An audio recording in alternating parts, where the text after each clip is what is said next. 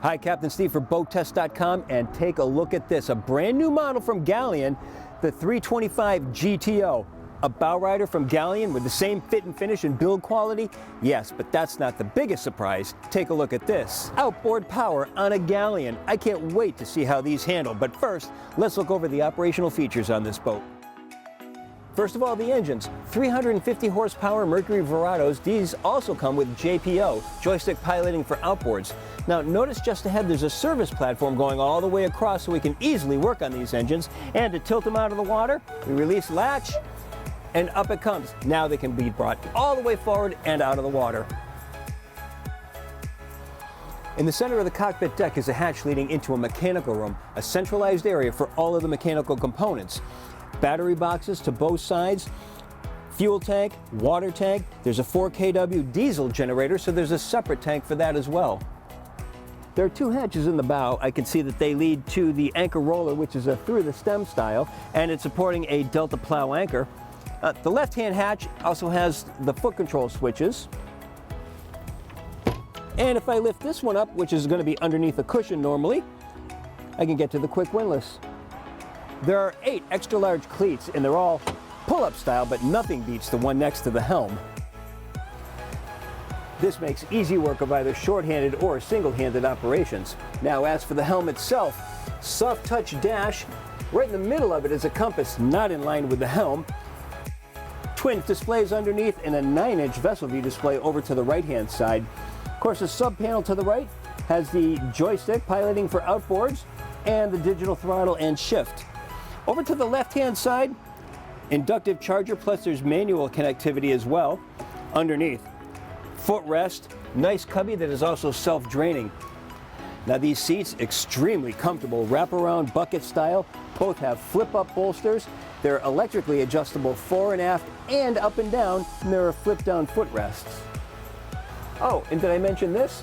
Look at this spot up here. Great place for putting chart books. Nice use of space. And take a look at this antenna array. The whole thing is collapsible, so we can reduce the bridge clearance of the 325. Down below in the cabin to the port side of the companionway is the ship's main electrical panel, including the 4 battery switches. The Galeon 325 GTO has a length overall of 32 feet 9 inches and a beam of 10 feet 11 inches. With an empty weight of 14,200 pounds, half fuel and 3 people on board, we had an estimated test weight of 15,480 pounds. Now let's run it through her paces and see how she performs. With the JPO-equipped 350 horsepower Mercury Verados turning 14.6 by 15 Rev4 propellers and wound up to 6,200 RPM, our speed topped out at 43.5 miles per hour. Best cruise came in at 5,500 RPM and 36 miles per hour. At that speed, the 39.5 gallon per hour fuel burn translated into 0.9 miles per gallon and a range of 185 statute miles, all while holding back a 10% reserve of the boat's 225 gallon total fuel capacity. She was quick to accelerate, coming up on plane in 4.7 seconds. She reached 20 miles per hour in 8.4 seconds, and 30 came and went in 14.8. What a fun boat to drive. Very responsive to the helm. She turns like she's on rails. Keep your turns nice and gentle and relaxed. If you do put it into a power turn, she bleeds off speed through the turn, so don't be shy about adding power as you get into the turn. And then once you straighten out, you can back that power back off again. Now, speaking of power, when you're bringing the boat up on plane, don't be shy about adding throttle. Get it up there, get it up on plane, and then you can back the throttle off.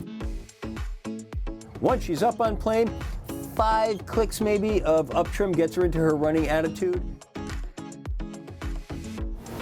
And how do you not love this visibility? I mean, a big single-piece windshield, wide open space to both sides, outstanding visibility on this boat.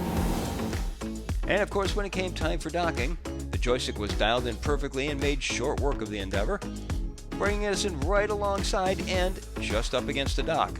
Gentle as you please.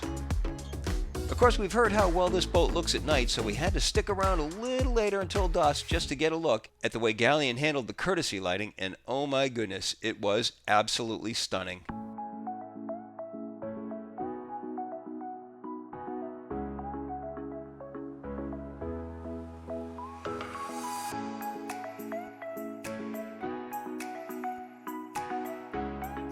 Now let's talk about some of my favorite things. Call it the Captain Steve Top 5 list, seen from a guy who sees thousands of boats.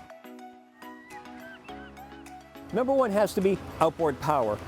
It's a first of a line coming from Galeon, and it's a 4-boat series that they'll be developing, the GTO, Grand Touring Outboard.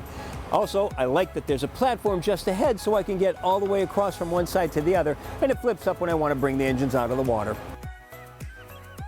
Number 2, steering wheel. Look at this, it's on a tilt base. Big deal, seen it before, but what I haven't seen before on any boat, it's adjustable up and down. Number 3, cell phone cubby with an inductive charger. Great feature to have. Number 4, we've got climate control right at the helm for heat and air conditioning, but sometimes you just want fresh air, especially when you've got a full windshield. That's why on the top of the hardtop out front, there's a vent that brings air in and right out through these vents here, and it's fresh air.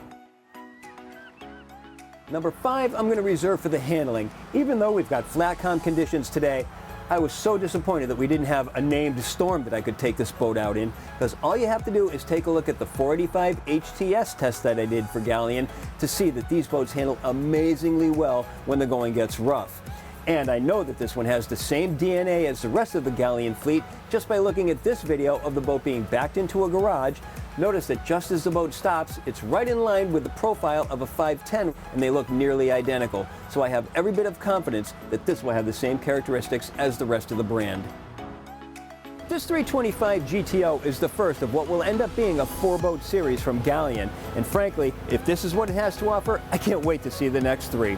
And that's my full performance evaluation and sea trial of the 325 GTO from Galeon. For BoatTEST.com, I'm Captain Steve. We'll see you on the water.